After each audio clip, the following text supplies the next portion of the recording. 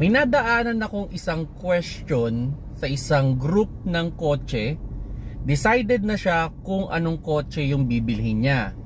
Ang pinag-iisipan niya na lang is kung 4x4 or 4x2 yung kukunin niyang sasakyan. Hello mga paps, I'm Kuya Shane at sa mga bibili dyan ng pick-up or SUV at hindi pa alam kung ano ba yung mas okay na bilhin, yung 4x4 o yung 4x2 lang. So yung 4x4, lahat ng gulong pwedeng umikot.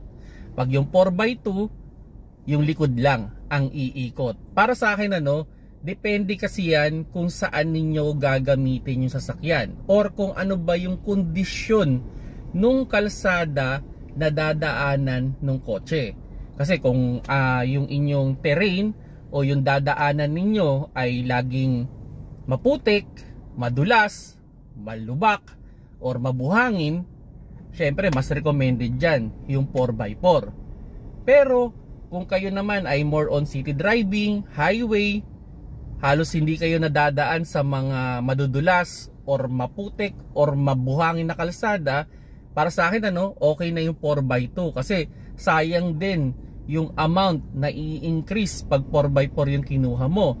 Aside dun sa mas less parts, syempre mas less yung maintenance o yung cost in terms of repair in the future. Now ito isang scenario lang way back then gumamit ako ng isang 4x4 na sasakyan. So capable siya na mag 4x4. Sabihin na natin from Luzon to Visayas, o sabihin natin around 500 kilometers o 1,000 kilometers yung balikan yan.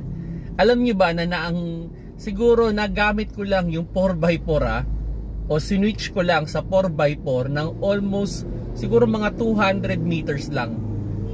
Ganun lang kalayo yung ginamit ko yung 4x4 nya. Sa 1,000 kilometers, almost 250 o 200 meters lang yung pinagamitan ko noon. Nung dumaan lang ako sa isang medyo madulas na kalsada na palayan. Yun lang.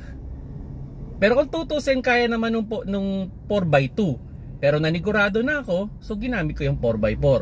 So ganun lang kaya kung bibili man kayo ng 4x4, iyan niyo kung talagang kailangan ninyo. Kasi kung hindi niyo naman siya kailangan o napaka-rare niyo naman siyang gamitin, I suggest go to the 4x2 lang. Para less yung parts, less yung maintenance, and less din yung amount na ima-monthly ninyo sa inyong sasakyan. So sana nakakuha kayo ng konting idea. Kung may comment kayo, i-comment down below nyo na lang. Pag-usapan natin tong 4x4 and 4x2 na kotse.